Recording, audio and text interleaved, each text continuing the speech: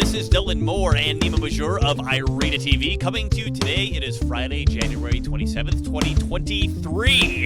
And we have a special guest here for you today. We have Tommy from Tommy Nation Politics, which has the subtitle of, give us the whole long subtitle. Free-thinking, innovative, totally open-minded, Tommy Nation Politics, a new independent progressive media. Progressive media. We got progressive media on. Aren't you excited?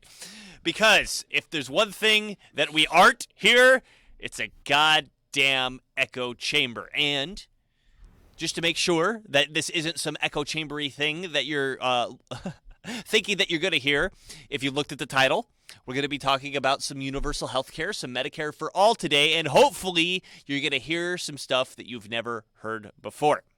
So we wanted to get Tommy on first because he's great to talk to. And it always makes a fun conversation. I've been on his show a couple times, so it's the first time he's been on ours.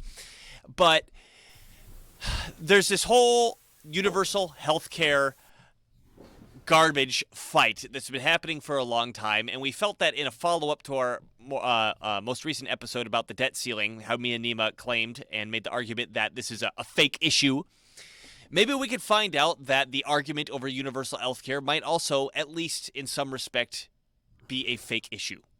So before we get there, Tommy, could you elucidate us about what's the left's argument for why Medicare for all is such a great thing and it should happen right now? Okay, well, sounds good. Well, I just want to start off with the WHO, the World Health Organization's version of universal healthcare coverage, actually. Okay. It says universal healthcare coverage means that all people have access to the full range of quality health services they need and when and where they need them without financial hardships. It covers the full continuum of essential healthcare services. That means preemptive healthcare and healthcare when you need it, the treatment, the rehabilitation, which can also cover drug dependency and mental health, and palliative healthcare. Now, Bernie Sanders, he sponsored in this country a Medicare for All bill, which was very popular. He ran on it in 2016 and 2020. Which Kamala Harris co-sponsored. She later became vice president and reneged on that. She didn't do it. She was laughing. Ha ha. Surprise. Yeah, isn't that crazy? But the fact remains, guys, that 80% of people live paycheck to paycheck. They can't come up with financial hardships, emergency payments, or health care. And if you go to the hospital, they pay you outrageous, exorbitant amounts of money for things that they can't accomplish healthcare wise. They pay us an exorbitant amount of money? Charge was the word you're looking for, right? Yeah, right. Did I say pay? You didn't say pay, but we know what you're talking about because, I mean, particularly that last part, you ain't making that shit up. If you go to the hospital and you're left with your pants down with no insurance, they could do absolutely nothing, and you could walk out of there with a $10,000 bill. Right. It's absolutely immoral. It's happened to me, Tommy. Before we hit the record button, you were saying, you went in there so they could look at your tooth, and you walked out with a $2,000 bill, and you're going, you didn't do anything. What did I pay $2,000 for? Right? So it was, very expensive, and then there's no discussion about it. It's just, would you like a payment plan? Because if you don't do a payment plan, then they can put it on your credit and weaken your credit. So it's literally like it's extortion to me. Yeah. So the idea of saying, okay, well, we'll just supply this to everybody, and that will alleviate this individual stressor of saying, look, I'm a hardworking individual. I participate in society. Why should I have to have my world end if I get a hospital bill, if I get a medical bill, right? So the right comes around, and me and Nima aren't ascribing to this, but I think this is the typical argument that's made of, well, yeah, how are you going to pay for it? Right? How are you going to pay? So Nima's always got that pie chart of like what the federal spending is, something to the effect of like 2/3 of federal spending is a combination between Social Security and Medicare and health coverage. Now, as the crazy system exists now, that's how much the federal government is spending. And the right goes, well, you're already taking this massive chunk of money for health care. How are you going to afford to pay for even more of it? and then the fight ensues, right? Then then nothing ever gets done, and the fight ensues, which is like, well, we deserve it. Well, we don't want to pay for it. Why should I pay for your health care? So hopefully we could, at least at the turn this into a real discussion. Where's the real problem here? Because the first thing that we want to say is there's a fake issue. The can we afford it is a fake issue. Agree. And Nima, can you give us the right-wing perspective of why we can't afford it is a fake issue? The right-wing MMT perspective. Yeah. I'd like to hear the right-wing MMT perspective. Go ahead. What do you mean by right-wing perspective? I don't know. Well, I should say a perspective that a right-winger isn't. Because if a right-winger hears what Tommy just said, they're going to stick their fingers in their ears and go, la, la, la, la, la, la, la, la, right? They've heard that before. They're sick of that argument. Yeah. What's the argument they haven't heard before? It's the argument that we're about to give from the MMT side, which is your tax dollars aren't the thing paying for the health care. Right. So that's clear, right? The money is created by the government, doesn't need to be picked up anywhere, taxed anywhere.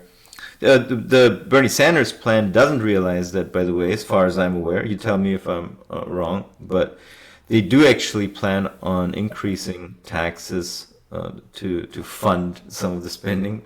No, that was theoretical, according to at the time they introduced it into law. Now I don't really know since it died, but I think you're right. You're correct though. Yeah. To back that up, I just wanted to say I remember when Bernie Sanders went on Joe Rogan. And Bernie Sanders brought up this Medicare for All, and Joe Rogan goes, well, how are you going to pay for that? And Bernie Sanders had to answer, okay, we're going to tax this, we're going to tax that, and we're going to tax this, we're going to tax that. So to Nima's point is that Bernie Sanders doesn't seem to be aware that he doesn't have to tax that. So I'm not even saying, so let's give him the best possible scenario where there's no taxes and it's all deficit spending. So it doesn't really reduce the private sector's wealth in any way, shape, or form. Do that. What was it? I said, let's not do that. Let's not reduce the private sector. Well, because we're all the private sector in a sense, right? No, we're not. No, 1%. No, that's a different argument itself. Tommy doesn't understand, so this is actually a good point. So from the MMT perspective, the private sector is the line that we're drawing is between the money creator and the users of money. The federal government is the institution that creates the money, and everybody else uses it. That's what Nima means by the private sector. He doesn't mean, okay, that institution's government and that institution over there is private. And that's not what he's saying. He's saying, okay, there's the money creator versus the money users. I see what you're saying. Yes. Okay, gotcha. Thank you. Do you even remember your train of thought, Nima? Sorry to interrupt you like that. No worries. No worries. So you were giving Bernie Sanders the benefit of the doubt. Oh yeah. So let's say that there's no tax increases and all deficit spending. I think the bigger question that needs to be addressed, first of all, is why are all these healthcare services so expensive to begin with? Because if you just leave them as they are and shitty as they are, and we just pay for it all, we subsidize it even more, then I don't like that. But if there was a systemic changes on the production side of the healthcare services to make them more abundant, to make them cheaper, to make them more diverse and not so political. We've seen it so much in the past 3 years, how much of medicine is just turned into profiteering through political machinations. And we saw that with the COVID. Just so imagine how much, so with a very simple virus, it's very common, and doesn't cause mostly doesn't cause any novel symptoms. Imagine how much worse it is with much more arcane topics of medicine, things that we know even less about. So that's a problem I have, that so much of it is actually controlled by the government or lobbyists and mega corporations, that I don't trust that there's any fix if we pay them more, if we give more people the purchasing power to pay them. So yeah, I would say make sure that the products and services are available super cheaply, so these bills aren't so high to begin with, and then the ability to pay becomes less of an issue. But then if there's still an issue, then there's things that can be done. But those are not healthcare policies. Those are financial policies. Those are social welfare policies in a sense. And it could be tackled that way. That's also where a job guarantee comes in, for example. We support a job guarantee where if there's, excess unemployment, people can find a job that's provided by the federal government and that pays a living wage and whatnot, constitutes a minimum wage essentially at the end of the day. This all sounds like what our platform is. Well, yes, but it has to be because the problem of healthcare, so much of it comes down to ability to pay, an individual's ability to make a living, and so I can't detach the two necessarily from one another. I mean, the jobs guarantee and then the healthcare organization. Do you see any Republicans in the Senate or the House fighting for that at this moment? Or when they were set? No, I think Speaker of the House. If we're talking about the people that are actually in there right now, they're much more interested in getting us to fight over fake issues, right? So in our last episode, we talked about how the debt ceiling is a completely fake issue. If you don't know why, go back and listen to that last episode. But so now the Republicans. We got control of the House. We're not gonna, allow this to move forward until we get whatever on the debt ceiling, and then the Democrats are going, now you're being irresponsible. We're not giving the basic government services to the people, and but you're wasting all the money and the taxpayers, and it's just all fake. Republicans were so happy to send the Ukraine $110 billion last year, and now they're like, oh my God, we're hitting the debt ceiling. Where did that come from? How did that happen? Isn't that so disingenuous? Well, yeah. People are scum. Well, so I think the important thing to recognize when it comes to Congress and something like the debt ceiling, it's a fake issue that can always be used to drum up the other side. And the Republicans are more famous for it, but the Democrats won't hesitate to bring it up if they find it useful. I mean, when Trump was trying to build the wall when he was president, you remember that really creepy video of Nancy Pelosi and Chuck Schumer coming out saying how $5 billion is just so expensive, and we don't have that kind of money to build the wall. And everyone's going like, wait, the Democrats are saying that something's too expensive? Like, what the hell's going on here? What's going on here is they understand that the government prints the fucking money, and they could just bring up this idea whenever they don't like a political thing that, we can't afford it. Oh, no, we just don't have the money for that. Where's the money going to come from? From the same place it always comes from someone pressing a button at the fucking U.S. Treasury or at the Federal Reserve. So in terms of the idea that, we can't afford the universal health care, yes, we can, is from button pushing. And then the immediate reaction that comes after that, typically from the right, is, but inflation.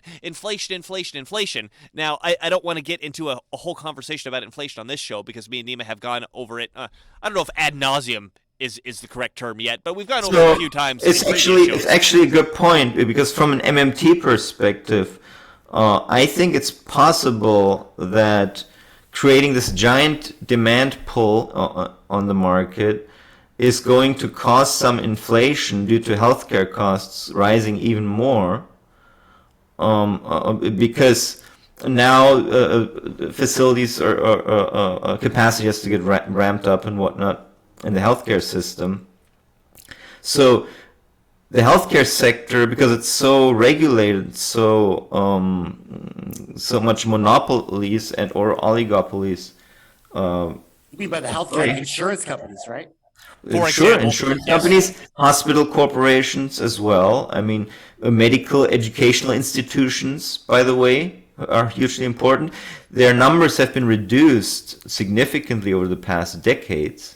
So it's become harder to get a medical education and more expensive to get a medical education to begin with. So there's all kinds of problems on the supply side of things So yeah, I think that this kind of policy would actually cause some inflation. So whatever you were going to say, Dylan, I think there's a case that even if MMT would suggest that that could happen. Well, I remember Warren Mosler coming on the show.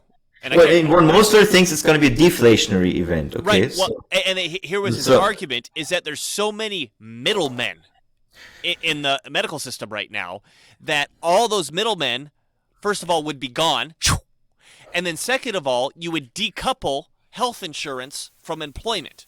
But how would that be the case under the specific programs that have been introduced in the U.S.? I don't know, because under those programs, I understand the service providers, everything remains the same as it was, but just the individual's ability to pay gets kind of fixed. Well, I guess that, like you just policy. said, this gets into the nuance of what exactly is the proposal here, right? And I think this is where we actually have a realistic conversation, yes. which is to say, okay, as Nima pointed out, what are the non-financial organizational issues happening right now, right? Where, for example, okay, we need more doctors. Well, why are doctors so expensive? Well, they have to go $400 million bazillion in debt to attend one of these medical universities for 8 years because that's the law in order for them to get a license. And then they have to get malpractice insurance because the regulations are set up a certain way that they can have their balls sued off at any moment. Well, I mean, you got to attract the right sort of person, and that's a lot of money to be able to get to that position. Well, what if we made it so it's not as hard to become a doctor, or figured out how to make it so it's not so expensive to become a doctor, for example, right? That I think that sort of stuff would have to be baked into, okay, how does the government start supporting this? And I also remember something Warren Mosler said. I thought this was very interesting. Is he suggested giving everybody $5,000 a year for healthcare, and that if you don't use it, you just get it in your pocket. If you use more than that, Medicare automatically kicks in. And I thought that was interesting because, I think we'll talk about this soon. One of the issues that Nima and I definitely have is if the government is paying for all the health care, now they really get to define what health care is. And if we, take a look over into Canada at the moment, and we see that one of the recommended treatments that seems to be coming out on a regular basis is why don't you kill yourself? We can take this medicine, or we can euthanize you. It's like, wait a minute, right? And then Tommy, I don't know if you knew this or remembered this. I'm sure Nima remembers this. Is that during the whole COVID jabby mandate discussion that made it to the Supreme Court, Sotomayor voted for the mandate, and her argument was, well, because the government pays for it, they have the right to mandate it. I don't think it's a good agreement just because you pay for it. First of all, well, it's terrible. It's ridiculous. But these are the concerns that we're bringing up. So then, more and more government control that you have. Yeah, slippery slope. To where now suddenly everything becomes political. Everything becomes power play. This is the part where I literally agree with the right wing, because after watching Bernie Sanders and after watching what they did to him, after watching politics, like you said, Nima, everything we ask these people to do, they're not ever going to fucking do. Not the way we want it to. So this is where, literally, this is where we have to have the conversation, and not the where can we afford it, or how we can't afford it. We all know that's a lie. If we're spending the right. Well, here's the important. Sorry to interrupt you. The right doesn't know that that's a lie. The right is really worried, like, where are we going to tax the people or borrow the money in order to afford this? They don't understand that the government creates the money, and the effects on inflation aren't the effects, like Dima said, there's real effects on inflation, but the effects on inflation aren't the way that they think it is. The real concern is what these Democrats and Republicans actually do to define healthcare. That's the real argument, because they're shitty usurpers of the reins of government, carving for themselves from the very engines that which brought them to unjust dominion. They're tyrants, and they're not going to ever do anything that we ask them to do. That's the Well. Here's the thing. Well, I mean, if that's your attitude, then I think the answer is, well, yes, you get what you've asked for. I think what Nima and I, one of the things that we've set out to do is try to change the conversation, because right now everybody can get hyped up, and the debt ceiling is just a perfect example. Hyped up over this debt ceiling that isn't real. It's not a real issue, and if we could dissolve that, we could dissolve these fuckers in Congress, their ability to hype us up over nothing. Because, while they're hyping us up over nothing, arguing about this thing over here, they're doing this other thing over here.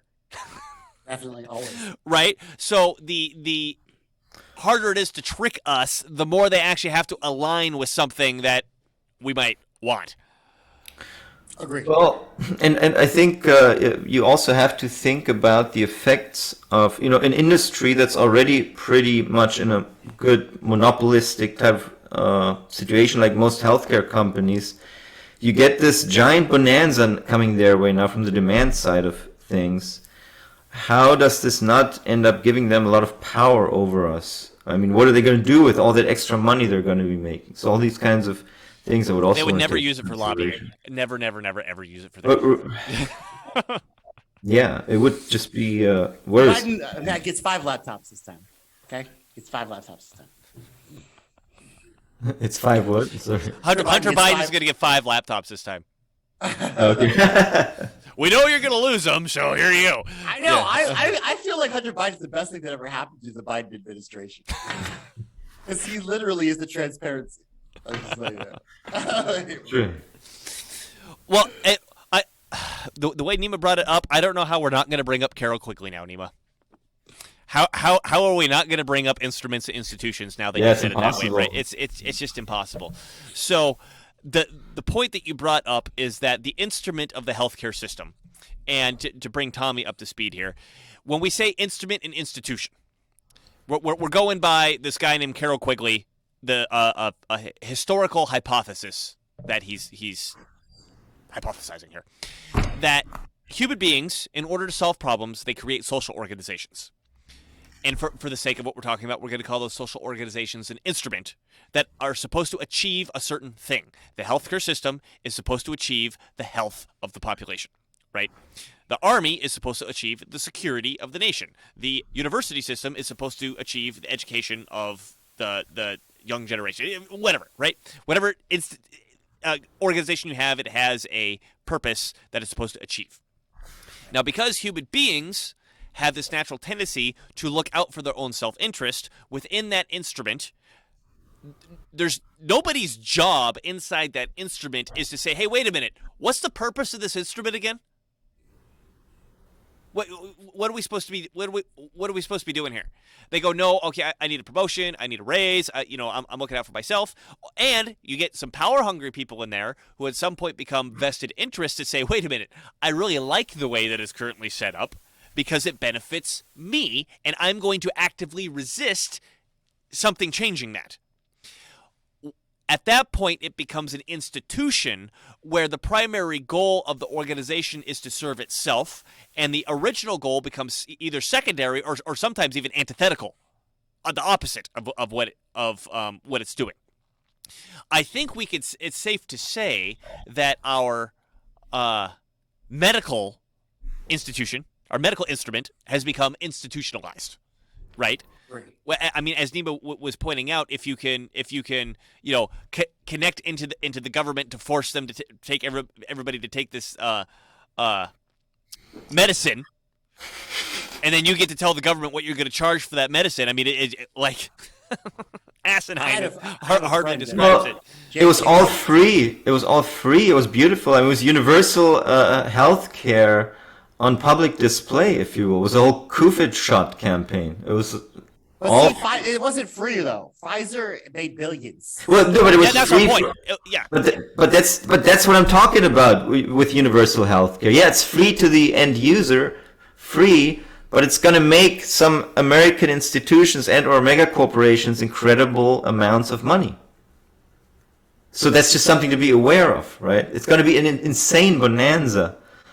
Say bonanza. Do For you mean corporate America. they're going to take strains of COVID and mutate them to make them more potent, like Yeah. Pfizer wants We to want do? to put this on. We want to put this on YouTube, Tommy. So, Oh, sorry.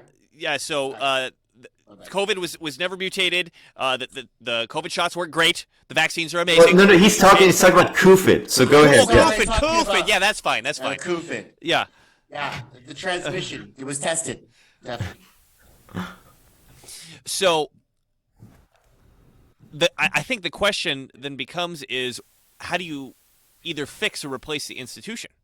Well, I think it has to be made more competitive, I think. But in any case, I think it won't be like this giant expensive apparatus won't be necessary in the new healthcare system. So if we can create some circumvention, a la Quigley, some system that is smarter, quicker, more nimble, leaner, everything, then there won't be as much. It wouldn't cause people as much financial hardship to begin with, because products and services would be very cheap. Because it's insane how expensive these services are. Now, they shouldn't be. They're For a not. service, You're right. for a product that's so important, so much in demand, they should be much cheaper. They should be much more mass Well, and I production. think this is where the right really has the point, which is to say that there is a really important need to have some level of competition and free choice with the consumer, because that keeps the provider more honest, because then they actually have to compete and say, okay, we need to actually provide the service or else we're going to lose the customer. I mean, again, look at what happened during the lockdowns, during the hospital shutdowns, during the COVID story, which is imaginary. It's not what really happened, but 90%, 92% of essential services were shut down. well, essential services shut down, and they didn't let you do ivermectin any longer. They didn't let you do all kinds of true and tried treatments and services, and down to UV therapy. They started hyper-regulating everything just to create a sensationalized story around COVID. Because It was amazing. if you deprive the public of all these products and services, you're probably going to have a few more people dying. No more cancer screenings and all that stuff. It's amazing because in my community, the gay community, there's people with HIV. They have to take their meds and they have to get, blood work drawn. They couldn't get that blood work drawn during the COVID pandemic. Some of them went from undetectable to, detectable. And then, it's just a climb until they get AIDS, if you don't get that, the medicine that you need. It's just amazing what they did to the world during this pandemic to literally set it back. And what, these people that died of AIDS, they're going to be COVID deaths? Oh yeah, I bet. because you get more money if it's a COVID death.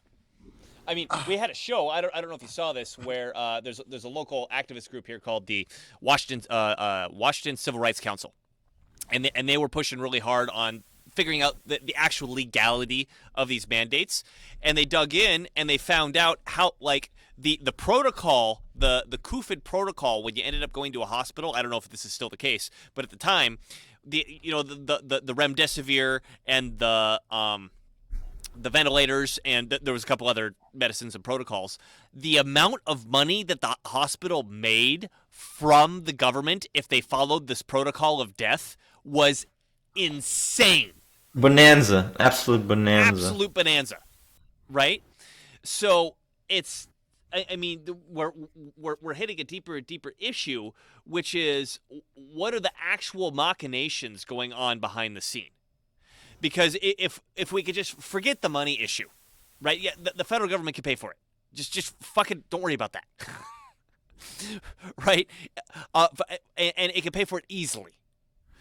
What are the real issues down on here? And I think, if we're going to have some sort of universal health care where the government says, okay, one way or another we're going to pay for this, I think on the other hand, we've got to have some sort of healthcare declaration of rights, which is to say, look, you can't Nuremberg me, dude.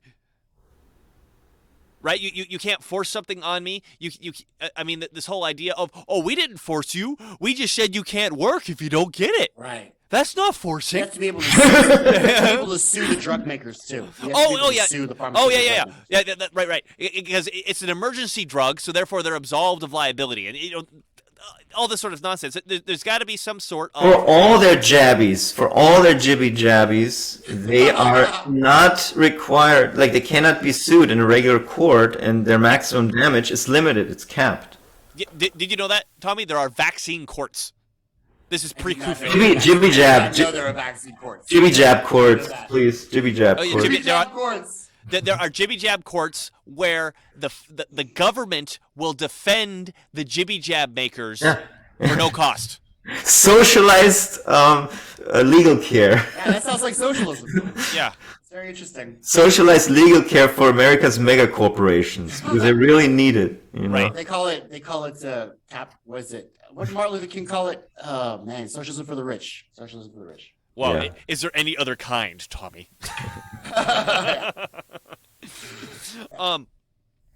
So I think if the right can just get over its frickin' deal about the money and understand how the monetary system works, and the left can understand that, wait a minute, there needs to be some serious human rights securities built into this.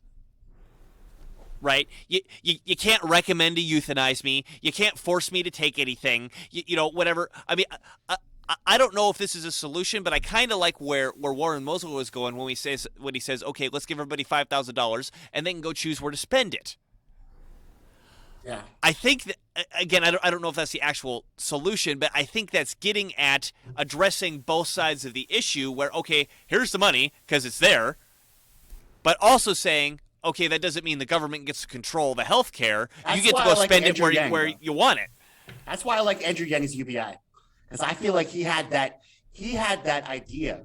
You know, we're not ever going to get to that point where we're going to be able to absolve ourselves of the lies and propaganda and the news media manufacturing consent for the military-industrial complex, Wall Street, the banks, and pharma. So why don't we all give just everyone $1,000 a month? And then they can spend that accordingly, and then we can have those safety nets for emergency healthcare. The major problem I had with that is you wanted to spend it by taxing Amazon. That's by taxing Amazon. He wanted to be able to afford the UBI by taxing Amazon and other. I mean, if it was just Amazon, I'm on board. Fuck Amazon. Fuck Bezos. Fuck Bezos and his shadow. But that's not how it works. It doesn't fuck Bezos. It fucks you because he just raises the price and you pay for it. But a lot of that money, people are just going to go shopping at Amazon anyways. So convenient though, and it gets there in 2 days. It's amazing. It is. Right. It is, especially here.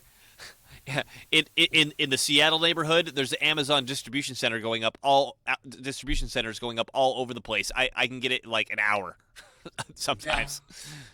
Yeah. It's just amazing though because they really do fuck their employees so hard. So it's what's sad. They really do. Do they though? Yeah.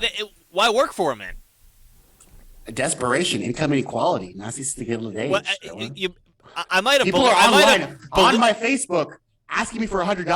Borrow $100. I might have believed that a few years ago. Right now, there is such a labor shortage. Dylan, what they did was during COVID, everyone lost their jobs, but then Amazon was hiring. Yay, you know, like the big chains, the big corporations were hiring. So a lot of people were herded into corporate America because of the COVID lockdown. I get that, but what I'm saying now is every single fucking store has a help wanted sign on outside, and everybody's dying for employees.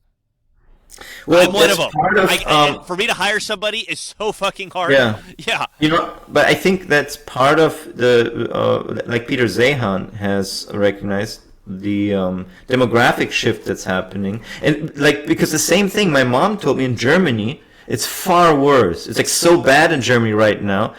Nobody can rely on anyone to provide services or be available for any projects, whatever. Like she wants to do like some remodeling in the bathroom, and it's unclear if the materials are available. It's unclear whether the labor is available. So exactly what Peter Zehan wrote in his book the end of the world is just the beginning. It's like this demographic shift is hitting the countries like Germany much harder, and the U.S. is going to be through it by 2030. So the U.S. is going to be fine after a couple of years. I mean, we just got rid of most of our, agricultural with the Ukraine. I mean, Russia's fully. I watched that little clip with Peter Zion that you sent me, Dylan. Yeah. And, I mean, what we're about to go through with food costs and things like that. Just the beginning. Well, we're going to be okay. I mean, the food might get a little bit more expensive, but we're going to be okay. It's the rest of the world that's going to starve. But we're getting sidetracked here.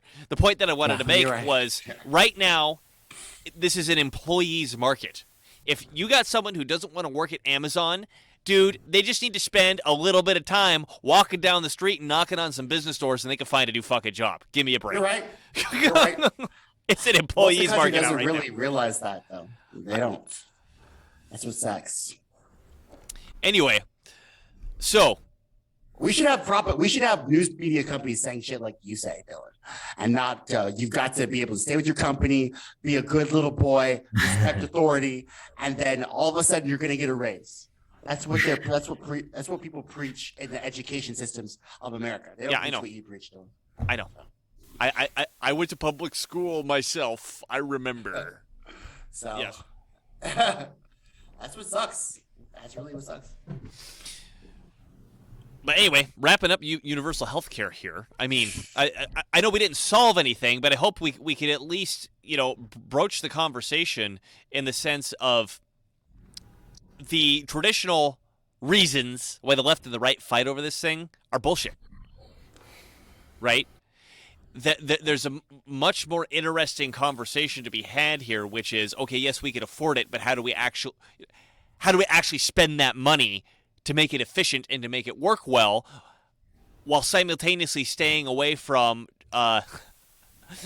big government getting control over the healthcare system? Or as even Nima pointed out, okay, the oligarchy, the healthcare oligarchy gets control over the healthcare system through something like Medicare for all.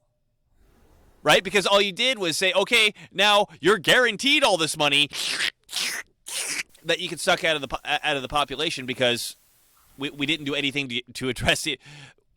Honestly, I would say the prime issue, which is the fact that it's so expensive to begin with. Yeah. It is, I guess, but it will definitely save you more in the long term. And it will save American families bankruptcy. It'll save them death. It'll save them from problems down the road that they're afraid of going to the doctor about, because everybody knows that if you go to a hospital, you'll get charged exorbitant amounts of money for absolutely nothing. And so everyone's afraid of that. And then these problems metastasize and they end up becoming life-threatening issues and people are dying. And then they just mark them down as COVID deaths. Well, I mean, I agree with what you just said. I 100% agree in the short term, right? Because the system we have right now is so stupid.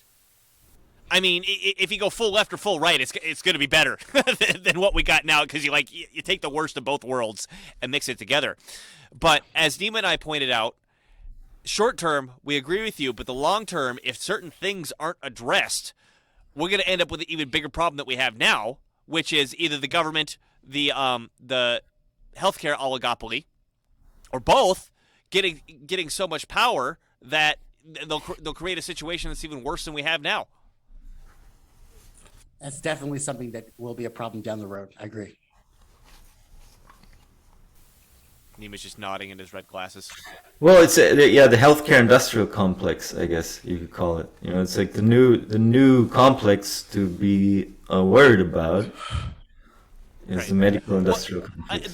There's something else that's occurred to me here too. I've noted America falls under this category for a lot of things. We're often the best and the worst at something. I didn't realize this until I lived in Europe for a couple years, right? Is that, for example, with food, America gets this really, really bad stigma because we're all addicted to junk food and everything has high fructose corn syrup in it and all this sort of stuff. Yes, if you don't know where to look. If you know where to look, I think we got the best food on the planet. Like the healthy food here versus the healthy food that I saw in Europe, I think it was better here. Now, the junk food here versus the junk food in Europe, the junk food's way fucking worse here. I think similarly with healthcare, if you just plug yourself into the system without asking any questions, I mean, first of all, you're going to spend a bunch of money either for nothing or they're going to kill you, right? I mean, I think anybody who's lived here any significant amount of time knows a story of somebody who went to the hospital for some care, actually received some, and is now dead. I know multiple stories where the treatment killed them, not the disease. Mm-hmm. However, on the flip hospitals are one of the big causes of death in America. Actually, they're not an insignificant type of death. Yes. Died by hospital. That's a scary fact. But on the flip side, if you say, okay, forget the insurance, because I know they're not going to cover what I need, I'm going to go look for somebody who could fix my problem and just pay him cash. Okay, $100 a session is a lot of money, but if he actually fixes the problem after 10 sessions, it was $1,000 to fix the problem, right? There are people here that have just said, fuck this, health providers that have said, fuck the whole insurance game. I'm just going to go cash, that are really, really good if you could find them. And much cheaper. Because what the insurance companies get billed by the healthcare providers is always ridiculous by default. Like, they always come with some really high number. You can look it up in your own health insurance statements. They tell you what was billed initially and then what the insurance negotiated it down to, which is still expensive. But it would be something like they come in with, this item costs $10,000, and the insurance would be, no, it's more like $100, and they're like, okay, it's that level. We're definitely funding alien Area 51 fucking UFOs. Well, to that point, I wasn't in the healthcare industry. I was in the residential restoration industry, but that used to be my job, Nima. I used to be an estimator. I had a job for estimating house repairs and getting money from insurance companies, and the whole game is, how do I angle this to squeeze as much fucking money out of this insurance company as possible? So I know exactly what those guys are doing. They're doing it with a different system, but it's to say, okay, because this is what's interesting. The health insurance company tells you what they'll pay for something. For one linear foot of 2x4, we pay X amount of dollars. A similar thing in the healthcare industry. For a box of gloves, we pay this. For removing a molar, we pay that, or whatever. So the game doesn't become what does this cost, this individual thing. It's what can you argue that we did. Oh, Tommy came in, we used a full box of gloves, so you got to pay us for a full box of gloves. Oh, we did this procedure, we did that procedure, we did an X-ray, we did this, we did that. Okay, so something that, honestly, if somebody came in and was able to haggle, they could say, okay, this cost me $100. To Nima's point, we're able to argue $3,000 to the insurance company with all these stupid fucking procedures that we did, with prices that they define. They define the prices. So, yeah, it has nothing to do with, here's this person, how do we help him at a reasonable price? It's all, okay, how do we put this person through the ringer so we can argue we did all these things to the insurance company? Which is literally what I mean, that's what I did. Again, not in healthcare. I did it in property restoration, but I know exactly what you're talking about. And it's all about profits over people at the end of the day. Well, I mean, there is an element of, okay, you got a good person in there working within the system, but the system is not set up for that good person to operate very, very well. At all. Yes. It punishes, by design. It punishes that person. Yeah. Like you lose your license if you speak up. So if we can imagine for a moment, let's take my argument as true that there's, in the United States, there's all these healthcare providers that have said fuck the insurance system that are really, really good. Imagine if the system was set up to utilize them at the prices that they're charging, where you actually get healthy and you only pay for, it was like $100 a session and it took 15 sessions. Okay, it was $1,500 to fix that problem. That had you gone through the healthcare system, it would have ended up costing $500,000 by the time you died because it gave you bad treatment to begin with. Right? So to Carol Quigley, instrument versus institution, and do we either reform the institution or do we circumvent it? I think we have something here to work with, Nima and Tommy. It's not a total barren landscape. There's something here. I don't know what the answer is, but we got to start. We got to stop fighting about shit that doesn't matter, and focus on, okay, we have a system that functions. How do we finance it appropriately? To Tommy's point that he's brought up multiple times, so you don't have to have your life ended because you couldn't afford a medical procedure. Right. I think it would be I think that we have all the tools in this country. It's just a matter of organizing them differently. I agree with you. And one of the things we have to do first is hang the Democrats and Republicans from the trees. We do not support violence on this show. I have no idea who this guy is, Tommy. that was someone speaking from the other room coming into the microphone. That was someone else, guys. So we meant politically hang them. Politically. Metaphorically hang them. Yes. Yeah, okay. That reminds me of Dan Pena. Like, if you can't fucking do that, then you should swallow a revolver, metaphorically speaking. Metaphorically speaking, yes. Okay, well, let's wrap this up. I got another call I got to jump on here in 5 minutes. So this has been Dylan Moore and Nima Major of Irita TV, having Tommy from Tommy Nation Politics on. Give us the whole spiel, and how do we find you, Tommy? Are you someone who doesn't bend to the will of the conventional wisdom? Someone who rebels, who questions authority?